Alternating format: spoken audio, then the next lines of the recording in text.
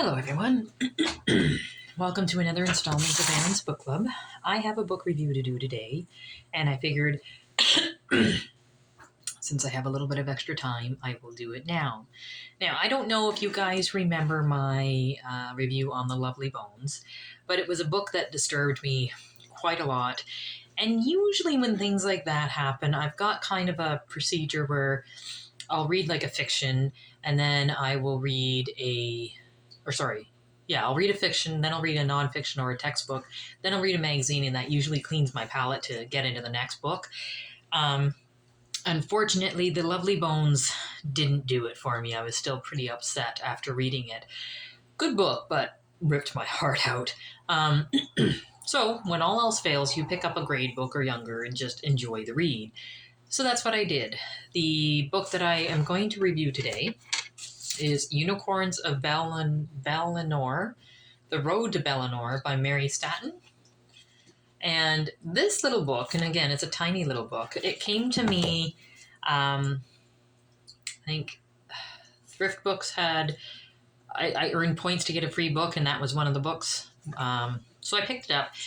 Good little read. There were a few things, and it's probably I picked up on these things because the book was meant for a younger audience than myself, and probably not somebody who is versed in horse care. So a lot of things bug me that way. The facts that are given in horse care in this book are not correct and written incorrectly as well. The example I can say is the rider and horse were running away from the farm, and they came to the top of a hill and did a half halt at the top of the hill, meaning that they halted, but the verbiage was half halt.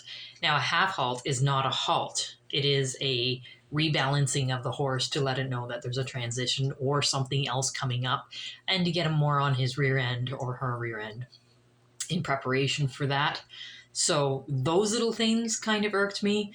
Plus, there was a lot of repetition. The collie friend, he tulips his ears a lot, which made me roll my eyes. But again, I think it's because it's for a younger audience, so I don't know how much credit I'm going to hold against the author for that. Also, there was the spoiled, rotten rich kid that wanted to purchase the stallion in question, and this kid is... And I don't know why authors do this in the younger set. I see this a lot in the Thoroughbred books. There's a spoiled, rotten rich kid. One of these days, I'd really like a really nice rich kid. But this spoiled, rotten rich kid was way beyond what would be normal. Like, she ended up punching the character, who at the time had crippled legs. And nobody disciplined this spoiled, rotten rich kid. And then for some reason, the spoiled, rotten rich kid goes along with the adventure in the end, which really turned me off because I really hated reading about this person. However, I did enjoy the book. It was a nice quick read and something perfect to cleanse my palate after The Lovely Bones. I may look into getting the next book. It's not on Amazon. It's on Thrift Books.